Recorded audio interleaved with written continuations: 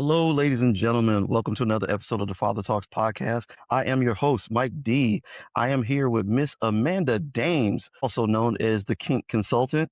Yes, that's exactly what it sounds like. Amanda, welcome to the show. I am excited to have you here. Thank you so much, Michael. I'm honored to be here. I've been looking forward to this Yeah, podcast. When you reached out, I love that you reached out to me because, like, often I'm the one doing outreach, but like when you messaged me, I was like, oh, is someone excited to have me on? Definitely. absolutely. Because when I was reading the profile, again, people talk amongst themselves about everything, anyway. But people are afraid to actually seek real answers or guys are famous for pretending that we know everything and 90% of the time we don't, Because so nobody does.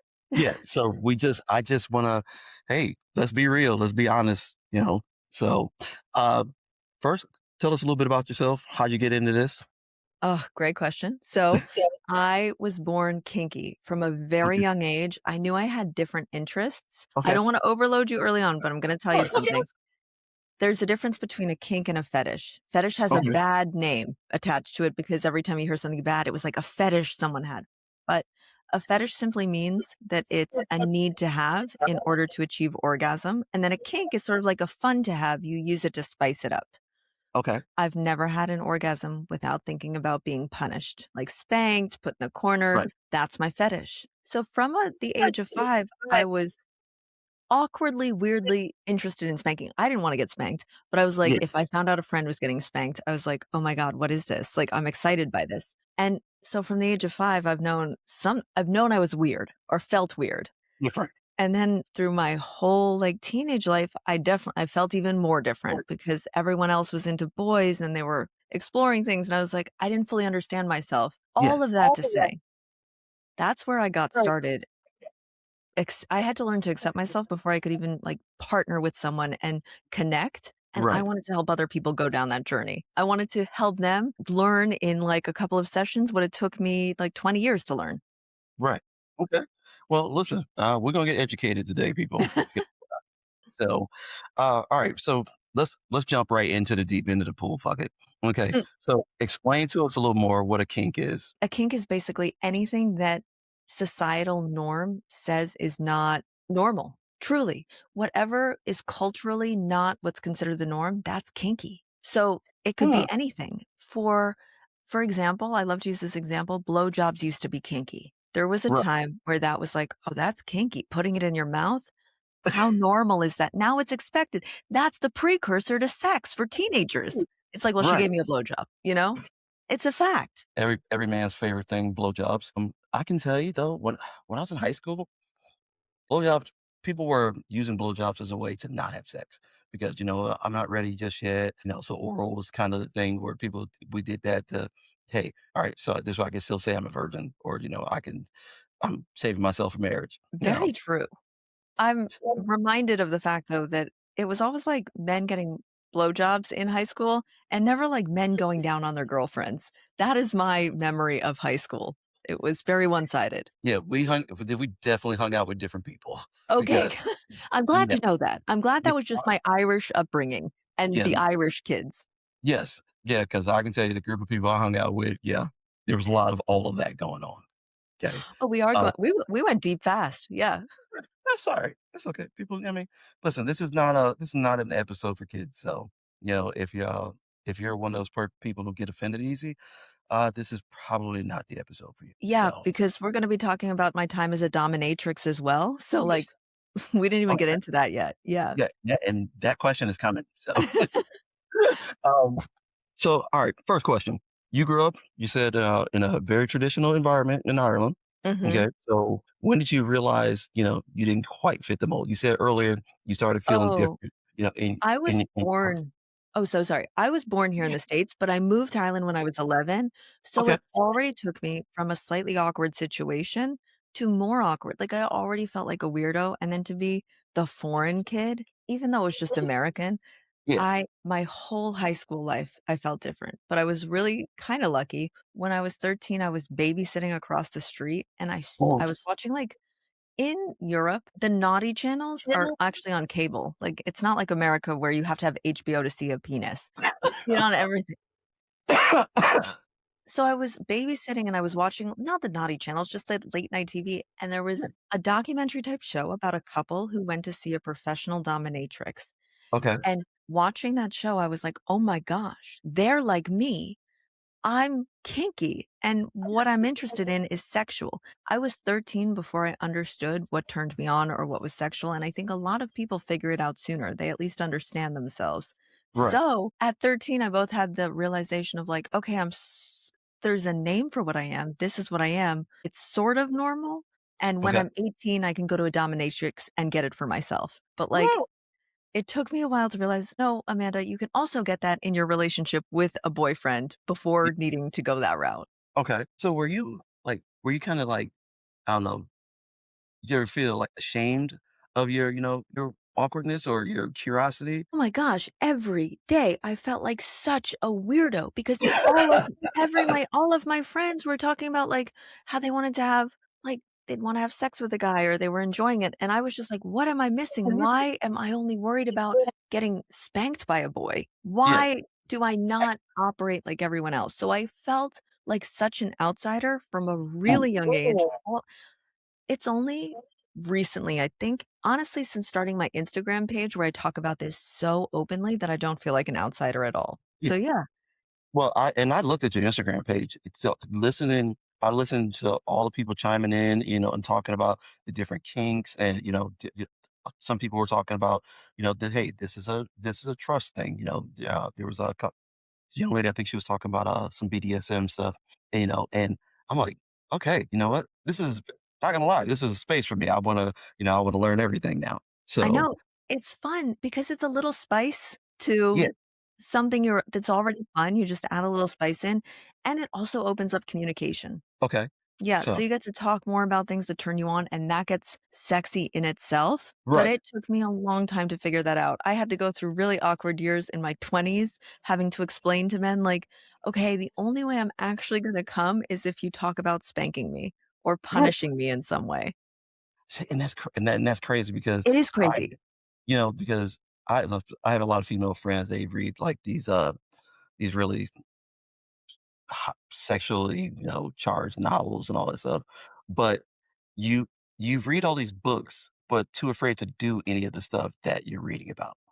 Like, Yeah, what's the point? You know? I think, but I don't think they're too afraid to do it. I think the awkwardness of the conversation to Okay. get to those places is it's such a high barrier, like, to Yeah. explain something that isn't what I'm getting at is the media. What we grow up watching does a lot of the heavy lifting to explain what people want, and then Okay. that becomes the only narrative we have. Men want blowjobs and hot women with big boobs. Women want, strong, rich men who are XYZ, who have Yeah. like, sexy jobs. Yeah. This is what we're taught. So then that sort of just becomes sort of like an unspoken language between people, and that's what's expected, and we go through life thinking like, "Oh, that's the ideal, and anything else is less than, and we're striving for that."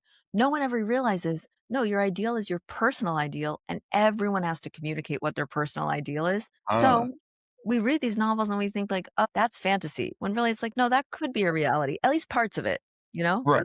Well, Imma tell you right now,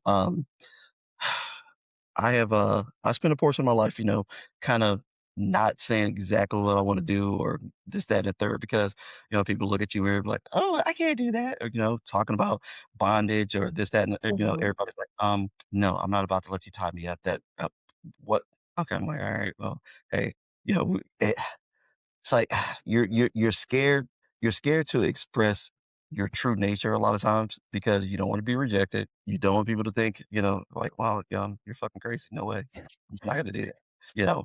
And I find for men now, they have these certain desires, but they don't wanna express it to their wife because, this is a mother of my kids now, I can't be like that, I gotta be respectful when I listen to my female friends be like, I wish he would just come home and you know what, grab me by the back of the head and all this other stuff. I'm like, "Well, how are we missing this communication?" Was this so universal, right? Right. Like, women want to be taken a lot of the time, and I don't wanna get anyone in trouble for me saying, like I'm not Yeah. saying every single one, but for Yeah. general purposes, yes, women wanna be taken, they wanna feel like they're partner is in charge. Their man Yeah. is like desires them so much they just need to grab them and fuck them. That Yeah. is sorry. Yeah. You're fine. You're fine. And then and men also want this intimacy. They want this close connection, but there's a Yeah. disconnect in the communication.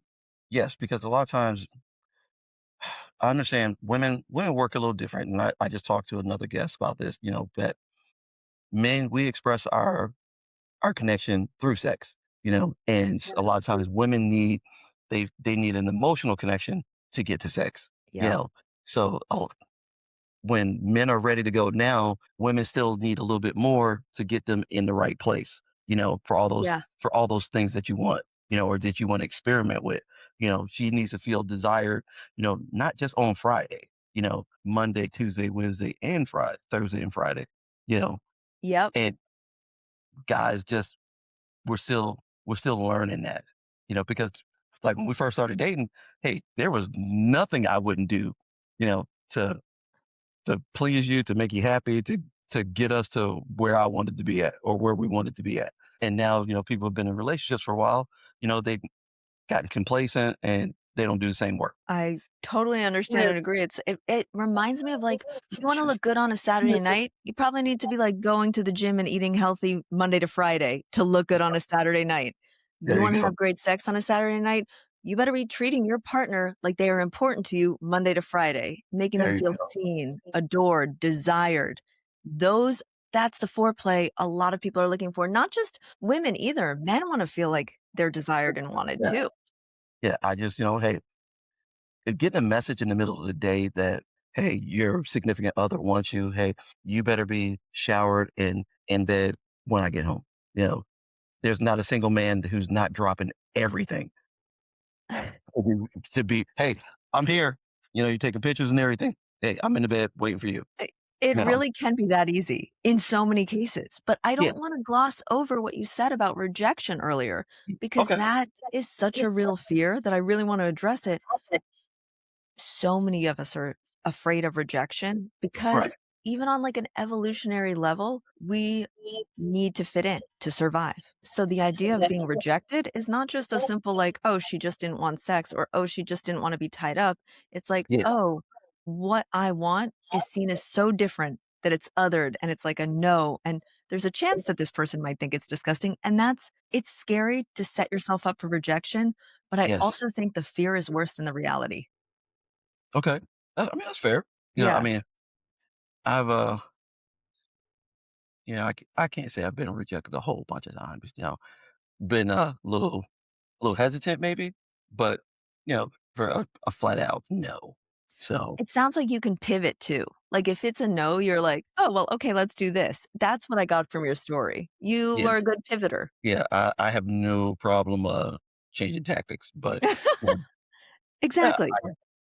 I listen, I'm learning about all this stuff, I talk to people on a regular basis, so but I'm gonna, kinda change our pace a little bit because honestly, I got this whole dominatrix thing I was reading, I'm like, "Hmm, okay, I have so many Let's questions." go.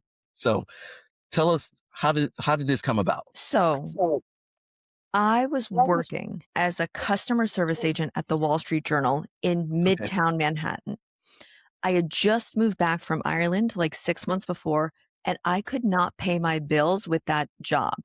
So I okay, needed a second job, and I went to Craigslist where like, admittedly, I was like, "Okay, what can I do?" And when that came up, okay, maybe I went looking for it. I was like, "Oh, I could do that." And I toyed with it. I would look at the listing for, like, looking for girls for a local dungeon, and I applied, and that's how I ended up working there. I needed a nighttime job to yeah, make ends meet, and I was lucky enough to get a cash job at a Midtown dungeon where I got to live out the craziest 2 years of my life yeah, doing the one of the best jobs I've ever had. So that's how I got there. It was like, I don't even know how to explain to you how crazy it was because to me it was so normal for so long, and it's right. only now that I tell the stories years on that I'm like, "Was I insane?"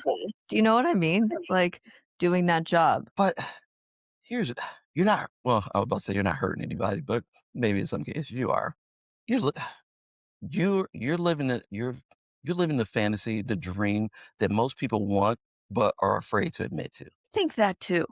Like, but I think the difference is I lived the fantasy and the dream of someone 35 or older. I Okay. just knew I wanted to experience it in my mid-20s, and I don't think Ooh, there are a lot of people who know that in their mid-20s. okay.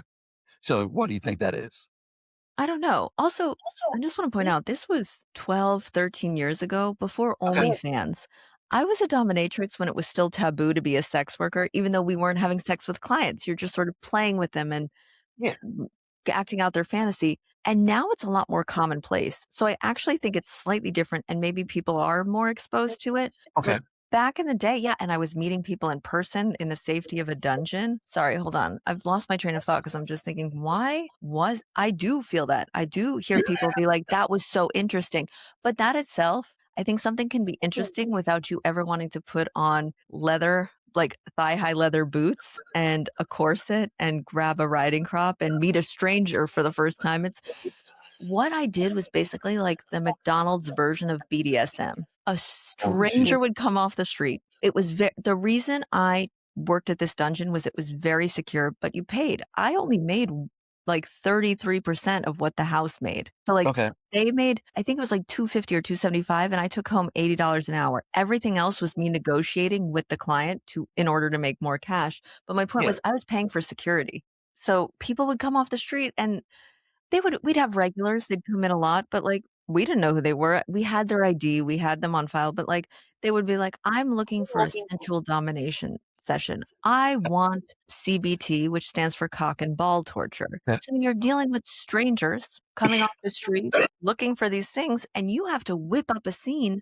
immediately for them. It's Okay. like the fast food because it's like, "I'd like this," and then you just have to be a professional and make it happen to the best of your ability, and I Mm, think that that is the fantasy versus the reality of doing that are 2 very different things. right. That is wild. Okay. Let's talk about this ball torture. Okay. Yeah. Um, what exactly? G see, this is what I'm talking about, Michael. I was so young and just introduced to these things, and I was like, "I Yeah. guess this is really normal." I was fresh off the boat from Ireland in New York City, and I was just like, "These New York people, they're really open-minded." And I actually didn't realize how not common it was Yeah. because, like, you don't know what you don't know. I just Right. thought, "Oh, everyone else" in your mid-20s, you think everyone else knows something you don't know. That's youth thinking like, Yeah. "Oh, eventually I'll have all this knowledge." So now that you ask me, I'm like, "Well, I would tie up their penis with, like, string, and sometimes I'd make it really tight, or I'd grab little, clothespins and put them on to make it painful." Some Okay. people really liked their CBT, they liked ball torture, they liked ball busting, which was just like you kneeing them in the balls over and over again. For everyone listening, I just wanna say that I actually don't talk about that anymore because I can't condone it. It is quite dangerous. Like, that can stop you from being able to have children. You Okay. so I don't there's no safe way to do it, but there are other safer methods of CBT, including the ones I've just described of, like, Okay. slapping it, tying it up, putting little, clothespins on it, stretching it to make it feel uncomfortable, Yeah. and sometimes you do a little teasing along the way as well. Okay. And see, and I can tell you right now, the sheer thought of that, is got me squirming in my seat, because hey, I've been kicked in the balls before, and I can tell you it was not a pleasant experience at Oh, it's all. very popular. It That service, like, people coming in and asking for CBT was so popular. really. It was a lot of my sessions. Sadly, some of my sessions were also sort of like, "Oh, I want sensual domination." We Yeah. hated when they came in and asked this, which is very sad. As young women, we were just like, "Ugh, I wanna hit someone. I want fun session." Sensual domination, it's hard to interpret, but a lot of people just wanted closeness, and the Yeah. empathy I have as a 37-year-old sex and relationship coach is very different than the empathy I had as a 24-year-old just there doing her job, you know? Right. Yeah, So and you probably connect with people a little bit different. I definitely do, and I think if someone came in now, if I were to be back there again, my Yeah. 24-year-old self with the knowledge I have now, and someone said, "I want sensual domination," I would ask them what type of closeness they were craving, what type of Mm. intimacy, and again, there was no sex, but I think sensual domination, it was just a way for people to feel closer to a woman, and they Mhm. wanted that experience, and they wanted the woman to take charge. So that was another popular request. Okay. So, all right, let's move this forward a little bit. What is how do you feel okay, reword that. How are men coming up short and expressing to their partners, their kinks? Oh, you just asked me one of the best questions I've ever been asked. Thank you for being so direct. I think a lot of men are relying on hope. They Yeah. will randomly hint at something without being very direct in their approach and saying, Okay. "Hey, I want to talk to you about something. This is really important to me. Mhm. Something that I want to try in the bedroom or something that I fantasize about and turns me on that I'd like to try is," and then state what it is. Own it. Tell your partner you are willing to talk about it. Talk to them about Ask them if they'd be willing to try it with you and say, like, "I will make it easy for you. I'll explain how to do it. Are you willing to explore?" That would be the ideal scenario, right? For you to Okay. introduce it like that. Instead, it's sort of like it's introduced almost as a joke or it's hinted at or it's done through just about to get in bed or about to have sex and presenting some kinky item and being like, "Let's try this." Those are Oh, all ways you're falling short. You need to okay. prepare your partner and be willing to have the conversation. You don't make a joke of like, "Do you know what would be so funny if you put me in a chastity cage?" No, your Yeah. partner would never think that's funny. They think it's random that you're bringing it up. So address it head on, be prepared for a real adult conversation about it, and be willing to answer questions and be vulnerable about your desires as opposed to Okay. just hoping. That advice is for everyone, men or women who are kinky. Hey, ladies, you hear that? It's not just us. Y'all don't have to hide it either. Exactly. A lot of people are hiding it, but what else is it? Also, I just think that men, I'm gonna say it, they are not leading conversations the way I expect anyone to lead a conversation. They Right. like to take a back seat and just they'll mention it and hope their partner will run with it. Something I hear all the time is, "Oh, I just wish my wife would listen to um, a kinky podcast. I sent her this podcast, I wish she would listen." And I have to explain, imagine if she sent you a podcast on gardening. How Yeah. quick would you press play on that? Probably not at all. Definitely not. This is the so I just have to, like, restructure it. You have to remember your partner isn't going to just jump on something and become an expert in it because you sent a podcast episode over. Yeah. So sitting down, having open conversations, and I can tell you, listen, pretty much through the internet and things that I've seen since I started following you on Instagram. That man, I have been fucking blown away with some of the conversations and some of the posts. Because like, why didn't I think of that? Or why aren't we having these conversations? I like the openness and honesty, that everybody presents and everything. There's another I forget what the other Instagram is, but I've seen a lot of people honestly since I started following yours, I've been getting tons of them all of a sudden.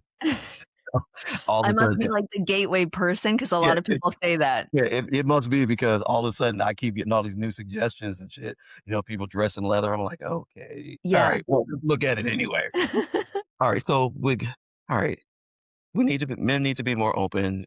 We need to, have a real conversation. But I think a big portion of that is it falls back on the rejection thing. They're so afraid to be rejected that we don't say anything, you know? What is that fear of rejection, though? Because I think that's really serious, but, like, what is so bad about being rejected? What does that say about you when you're rejected? Well, I can say men in general, it makes you stop trying things.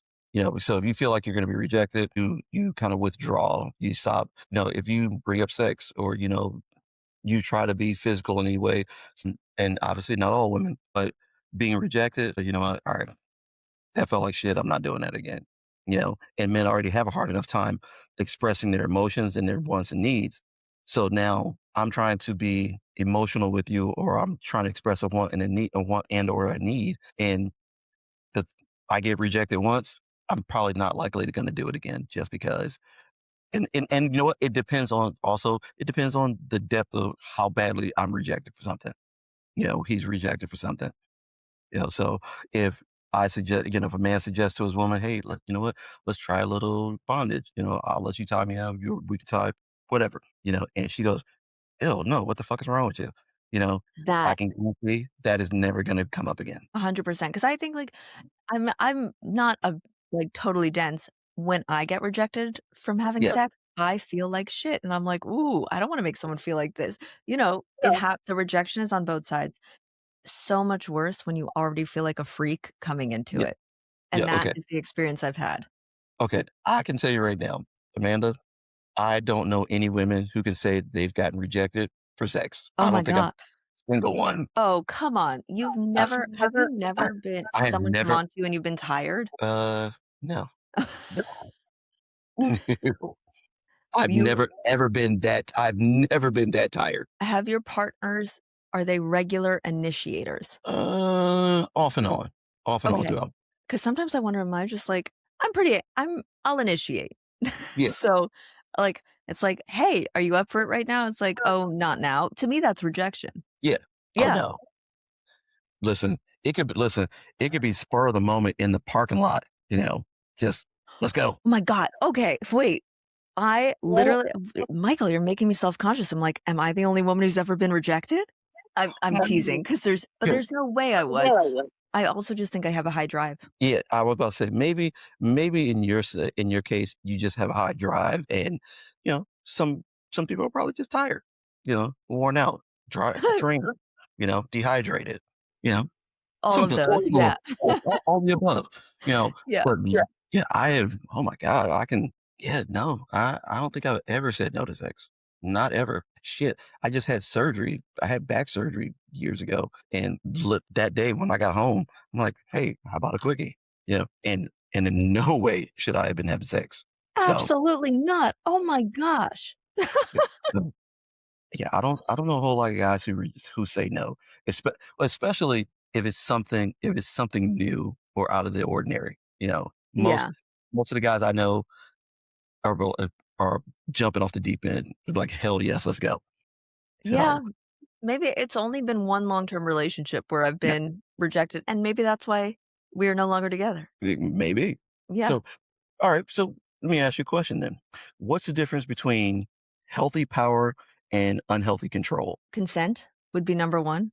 Okay. So, if you find yourself worrying that about what the other person is gonna say, or they have such a hold on you that you Yeah. think, like, it's giving you a little bit of anxiety and not the fun kind of Uh-huh. excitement anxiety, you might wanna look at, are you being controlled? Is there Uh-huh. consent? Have you negotiated? Do you feel comfortable giving up this level of power to somebody else? Or do you feel like you've been backed into a corner and have no choice?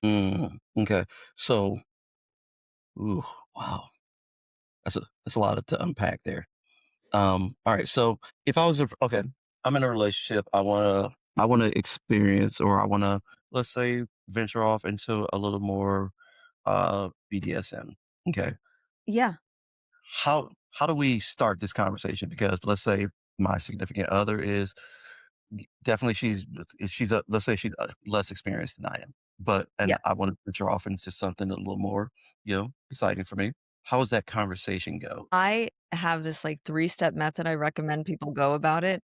I want you to lead with curiosity. You open Right. up the conversation by asking your partner if they've ever had a fantasy they wanted to explore. You don't know that you're the only one with fantasy. They might have something.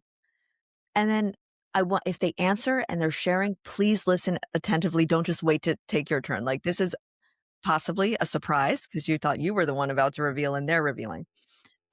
But when it is your turn to share, I would say even if say they say, "No, I've never had a fantasy," or "I don't have any fantasies. I just like, let's say, quote unquote, normal sex." That is when my response to that would be like, "Oh, okay, I understand that. But there is actually a fantasy I've had that I want to explore. Are you open to discussing it?" So you give them an out of you're not forcing them into conversation. When people I'm setting this conversation up, say your partner, they're not just less experienced than you, maybe they feel a little shy about sex overall and it's not easy to talk about. Give them an out because you don't want them to feel cornered. The reason I say that is if your partner's feeling cornered, they are going to say no immediately because that's going to feel like the safest way.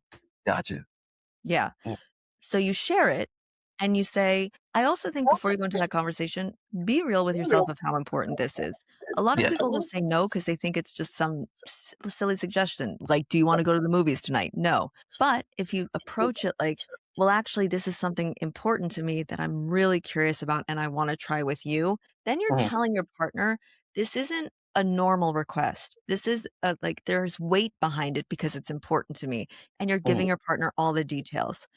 And then you can say that part before or after you tell them what the kink is, but here is an important piece that I want everyone to think of also before they go into the conversation. Your kink might be to be spanked. That's mine. So I like using this example. You don't want to just go in and say, I want you to spank me because there's no context. right, There's nothing, there's no context and there's no weight to that part of the conversation. I want you to think for yourself before you bring it up, why do I like this? What do I enjoy about it? So instead of just telling your partner, I want you to spank me, you say, I have this fantasy about being spanked. And I imagine I would feel reprimanded, but also taken care of and turned on a little bit by the pain. mm, And that's why I want to try it. So you're not just selling them on the action, you're also selling them on the feeling you want to experience. And right, sometimes a kink might an action might scare them off, but feelings are universal. So okay, that's relatable. And I want people to bring the feeling to the conversation so their partner has something to grab onto. If the conversation feels like a second language to them and they hear the feeling of safe, taken care of, pain, at least that's a feeling and someone can understand that and we can start to create empathy in the conversation. okay, alright, you guys, listen, some of y'all, take a step back, get yourself some water and whatnot, because I know your little nasty ass is just getting all kinds of ideas, but, no, alright, listen, hey, But like I said, I don't embarrass easy, so this is great for me because, I am a little uncomfortable, I'm not gonna lie. exposure therapy. But Yeah, I yeah, do wanna say, what I said was a lot. I do have a free worksheet that I created because I got this question so often. It's called Speaking Your Desires with Confidence, and it's a okay, worksheet for you and your partner, and I guide people through what I just talked to you about, and you okay, can get that at my website, amandadames.com. So for anyone who does wanna share their kink or fantasy with their partner ooh, and they're feeling nervous, and my example that I just gave moved a little fast, I invite you to go get that free worksheet so that you can process your feelings and thoughts before going into the conversation. And then yeah. also feel free to give it to your partner to do as well so you can do it together. Okay. I feel like it would be funner to do together. We both sit down at the table and, you sit on one side, I sit on the other side, and we do our homework and then we review each other's homework. That seems like it'd be a lot of fun. Yeah, and it's built that way. For people who are open to having that, it's built so you can Okay. have that dual, like Oh, almost really? like a date night. Yeah, because it's sort of like you write this, your partner write this, and I've written in step by step when Okay. you talk to each other and what you talk to each other about. So I highly encourage everyone to check it out and maybe try it even if you don't think you have a fantasy. Well, You could learn something. I'm not saying I'm gonna download it, but I'm going to download it.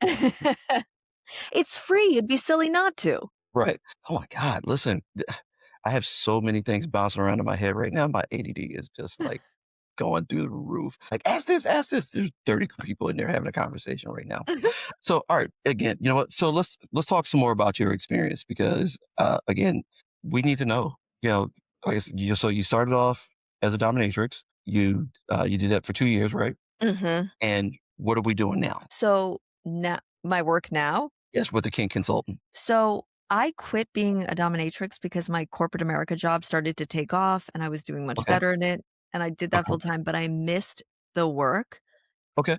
but I didn't want to go back to being a dominatrix. I don't even know if I was a good dominatrix, but because I just talked to my clients all the time and they felt Yeah. relief being able to talk about it. So I Okay. was like, how do I bring that work to a place now where I don't have to sneak to a dungeon and work with strangers walking off the street, but get real work? Like do Right. real work with them to help them. I've always wanna help people escape shame, and I Yeah. found a course on sex and relationship coaching, like a certification course, and I took that course, and I was still working in corporate America, and I was doing this part-time, but it started to take off. My job was not gonna be remote anymore, and I was like, "I wanna stay remote. I'm gonna make this my full-time gig." So that's how I ended Right. up here. But the ultimate mission was, like, when I was a dominatrix, I heard this over and over again from my clients. They were usually like 50 to 60-year-old men, and they would say, "I wish I had known when I was younger that I could have found this with a partner, but Yes. instead, I married the person I was supposed to marry, and you have no idea how many times I heard that sentence. Mm, And okay.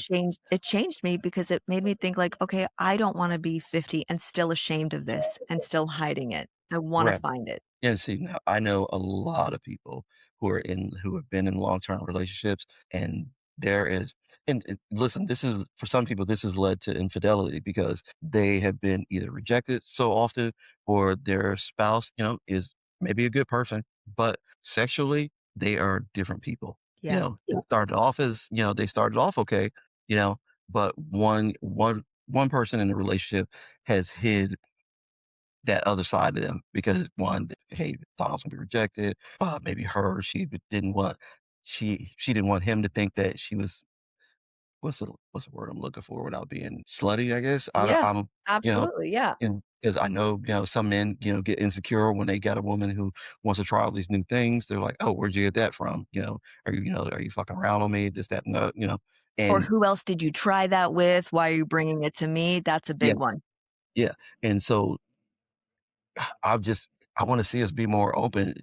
Listen, we can talk all day about our bills and all this dumb shit, but we can't talk about what we want to do, what we want from the other person. This is the person you're supposed to be with, hopefully for most of us the rest of your life, and you just can't say, hey, you know what? I'd like you to slap me on the ass a little more often, Yeah, or hey, I'd like you to, choke me, or, men, hey, I, I'd like a woman that's, just, I want you to be more aggressive and be honest about what you want, you know, I mean, I know. if we can do that, hey, we're cooking with hot grease over here.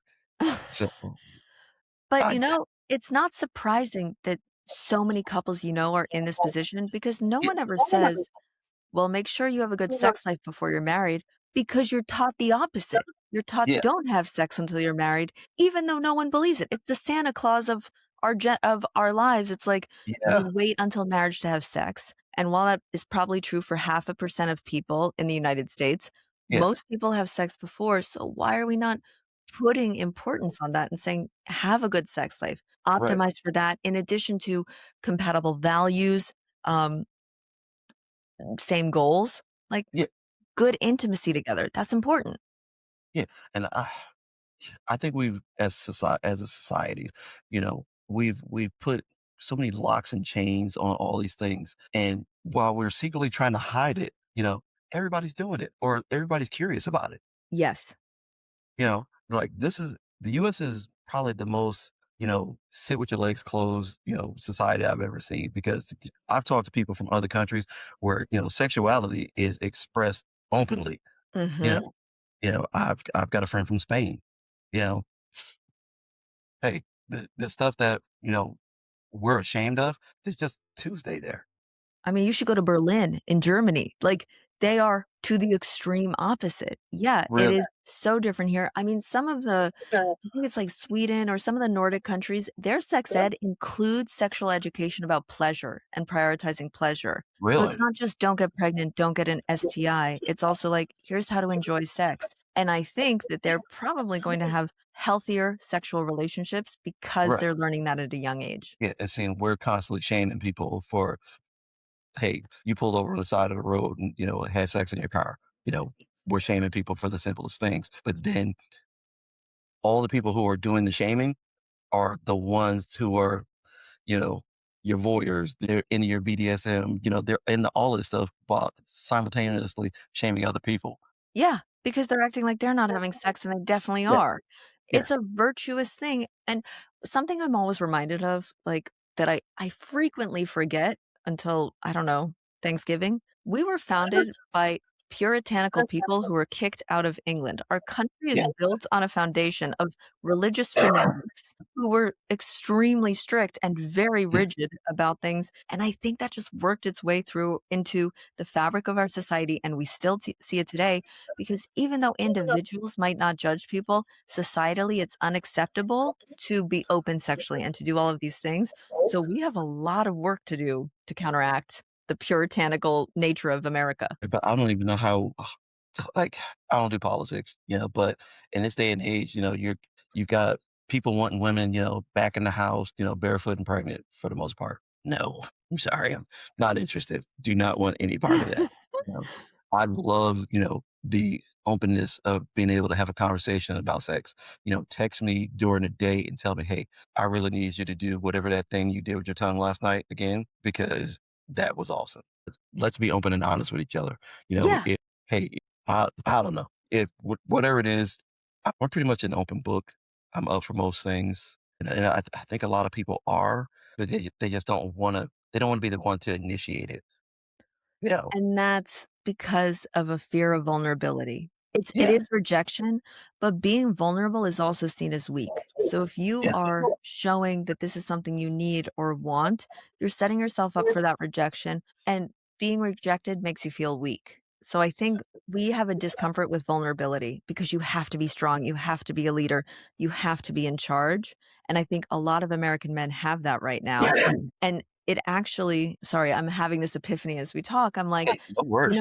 if I was being told I have to be in charge, I have to lead, wouldn't it be a lot easier to lead if the person I had to lead was told they had to be in the kitchen barefoot and pregnant instead Right. of having to lead in a way of like, oh, I'm trying to lead and equal Yeah. sexually or through desire? I see why it's so attractive to sort of put other people in a lower place because it's easier to lead. If you're told you're supposed to be a leader, you're supposed to be in charge, listen, believe me, I am against people being forced into any type of lifestyle they want. If you want to be a trad wife, go off, live your life peacefully. Don't expect me to Yeah. do it too. However, the idea that all women are supposed to be doing this, to me, that's a control thing. So when you Yeah. asked earlier about control versus BDM, Yeah. it's like, are you choosing to step into this role or are you deciding it's what you're supposed to be, so you're going to force it? Ah, okay. Phew, girl. I know. Okay. I don't know what's happening to me this afternoon. I am going so heavy on these topics. Normally, I'm not even like this, Michael. I don't know. Go ahead. Listen, let your freak flag fly. Okay, it's fine. It's fine. This is what this was the episode that I was hoping that I could have some serious adult conversation with somebody and us say whatever the hell's on our mind. So we're good. If people don't want to listen, don't listen. Okay. You're getting it all. I'll tell you that Yeah. much. Exactly. We're two consenting adults having an adult conversation. Those are the I'll put a explicit content warning in there, but for me, no, we're adults. You're good. Yeah. But I think on that point of men, though, I do want to say whether you want to be submissive in the bedroom or dominant, both are totally valid. And this is just your fantasy life. It says nothing about who you are outside of the bedroom. It's play. Yeah. Some people go and role play, those like war reenactments. It's just play. I don't think they actually want to go to real war. Yeah. And nobody judges them for that. No. Well, some people judge that, but yeah. All right, you got me. You got me. But fuck them. Do you know what Yeah. I mean? Like, you're an Yeah. adult doing what you wanna do with your own money. None of my Yeah. business. Yeah. Yeah. Listen, it doesn't affect me, so I don't care. Yeah. It's my business. So, all right, let's get back to this kink thing. Okay. So uh you explored, kink safely. How do we how do we get started? What is the safest way for a couple to start a conversation? And I know we talked about this a bit, Yeah, but so once you get past the starting phase, like, how do you actually bring it into the bedroom and start yeah, it? I yeah. would say I would recommend that you have a serious conversation about what you both feel comfortable doing, and then Mhm. you only try those things. So I would not bring in 10 different toys. I wouldn't bring in rope, a blindfold, a paddle to spank with, um, clothespins to, like, Yeah. and string for CBT. I wouldn't bring it all in. Okay. I would say, what are you most interested in trying in this world? And from that, you only try those things. Well, I'd be open to being spanked. I'd be open to being tied up. Uh-huh. You start small, you only try the things on each other's lists, and you do not go to the extreme. You don't, if someone says, "I'd be open to being tied up," you don't get, like, wire and put them into an extreme. You think about it safely. You think, Yeah. "Okay, I'm not an expert in this, so I'm not just gonna grab rope or a tie and start tying knots, that can be dangerous. I'm gonna buy leather cuffs, things that I Mhm. don't need a lot of experience with to get my partner tied up." So Okay. you start safely in terms of like, okay, how do I do this on easy mode? Easy mode is you don't need to learn a bunch of knots to tie your partner up. You go buy something that makes it easy for you to tie them up. You Gotcha. do only the things you both agree to and nothing beyond that. And Okay. after you try those things together, step away and say like, okay, what did we both think of that? and then you build on that. You go again. Maybe next weekend, you try something a little harder. Yeah. You finish and you say, "What did we both think of that?" Some things you'll hate, and you'll say, "I hated that. We're never doing that again." And then you don't. Or some things you're like, "Go harder next time." And then the Mhm. following week, you go harder. Try everything, Yeah. introduce it one by one, and don't start at, like, level 10. Start at level 0. Have men learned to be better communicators through, at home through things that they've done in the dungeon? I think that the people who went to the dungeon, this is maybe unfair of me to say, I think they Okay. were the ones who were the most likely to hide it, so they Okay. wouldn't talk to their partner about it. What I would Uh, say is that what you could learn from the dungeon is a little bit of negotiation, and also I said it was the McDonald's of, like, dungeons. Men who came to our dungeon, yeah. they had to explain what they were looking for because they had an hour session, they had 5 minutes to explain, and that's unlike a relationship where you can probably take an hour and slowly go through everything. I think it forces you to say what you want, not necessarily how you want it, but it gives you that taster of like, "Okay, you wanted to try this, here it is." You find out if you liked it or not. But my Uh-huh. recommendation would be not to start at a dungeon, it would be to start with your partner or talk to a coach like me Mhm. or a therapist about how to communicate what you want because there's no movement without communication first. Right. Okay. I mean, that's fair. All right. So for men, what do men most often misunderstand about a woman's desire? Oh, that's such a good question, and there's a long list in my head. I don't know how to there's a lot that's misunderstood.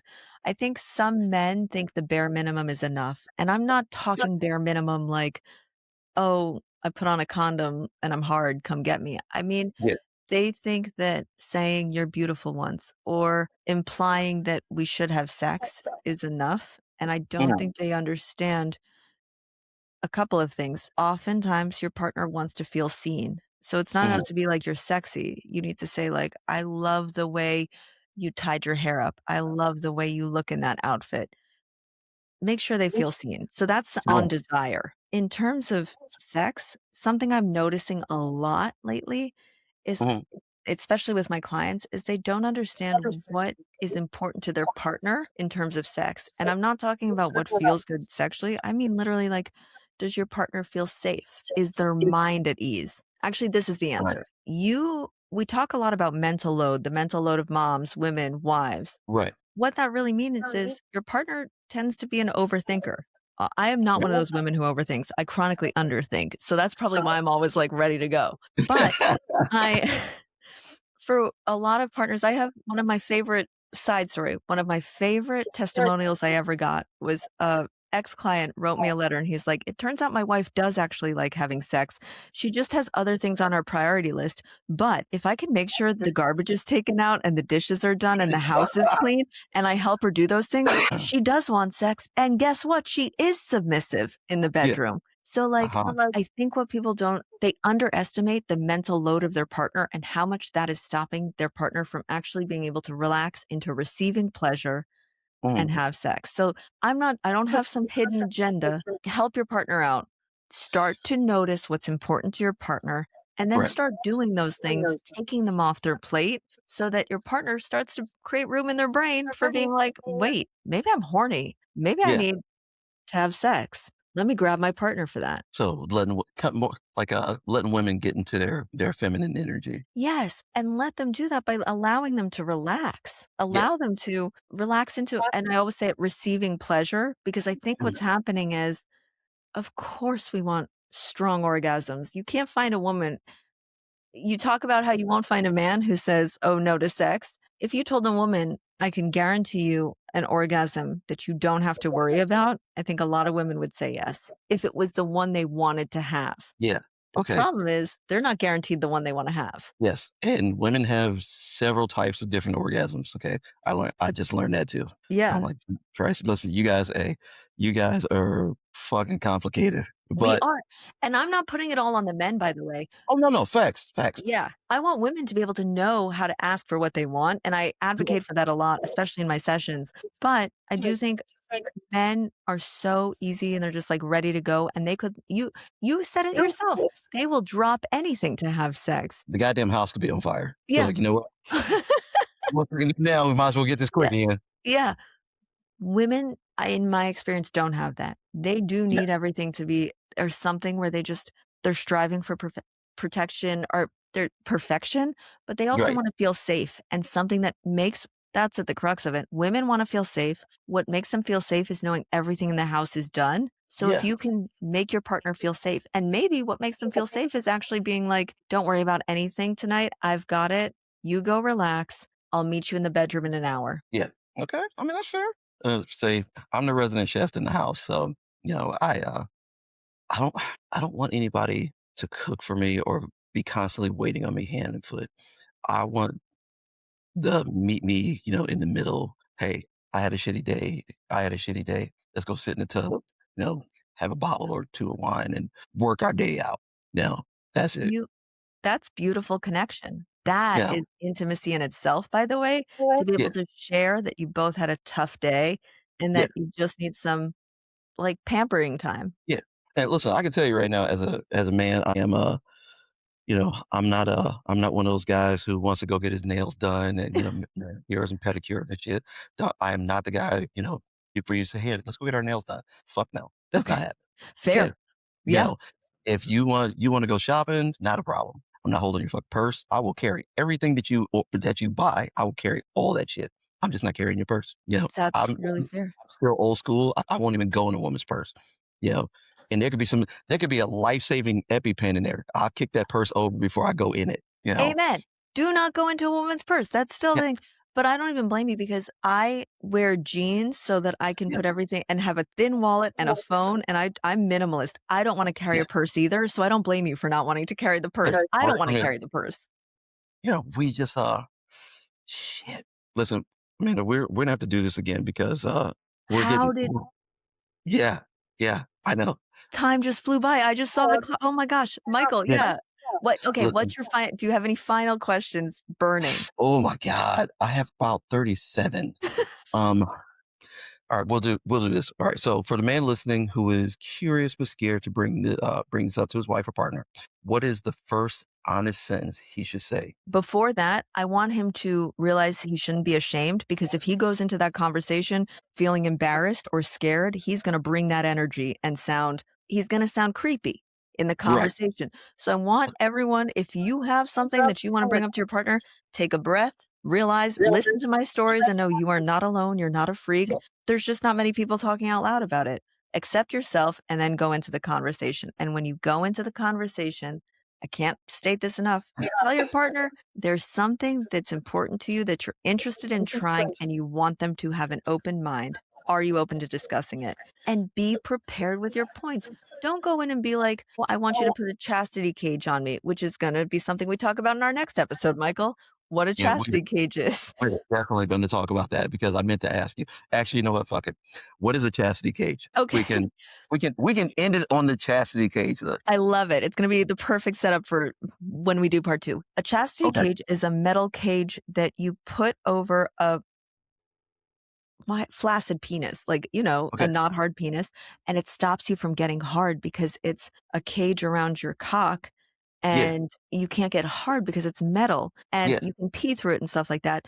But the idea of it is that someone else is controlling your manhood, your orgasms. You Yeah. can't I mean, technically you can come, but it's like a ruined type of orgasm, but you cannot get hard, you can't have sex, you are trapped in this cage, and Uh, this is very appealing to a lot of men. A lot of men report back feeling very focused, yeah. very, um, like they're not thinking about sex. It's like their version of Ozempic. They don't have food Yeah. noise. They don't have sex noise because they know they can't do anything. They want that feeling and they'll just they'll just like show their partner a chastity cage and say, put this on. That is not the way to go about it. You want to have a conversation before you even pull the cage out because it Right. looks scary. I mean, that's just crazy. You guys, hey, Amanda, yeah, we are setting up a part 2 right after we get done. Oh, I I've am been so glad. yeah, I'm really glad well, we're going to keep it going. yes, because I guarantee I get 1.5 million questions after this. Oh, I hope so. People are gonna message me like, "Oh, yo," so yeah, trust me, I know. Um, any final thoughts? Anything you wanna share with us? I think don't be ashamed of your desires. I always say as long as it's legal, or as long as it's consensual between adults and legal where you are, you're good to go. So just Okay. like it's not a free for all, but listen, if it's all those threes, you're good to go and you're just having a conversation between adults. Right. Outstanding. Ladies and gentlemen, Miss Amanda Dames, the Kink Consultant. Guys, we will be doing part two to this episode, I promise you, in probably the next week I because hope so. Mike has a ton of questions. So, Amanda, hey, thank you so much for coming on the show. I will email you shortly. Oh, one last thing. Can you give everybody your website again? AmandaDames.com. Okay, there you guys go. So if you have questions, comments, concerns, Amanda's the person to ask, guys. Hey, Amanda, thanks again.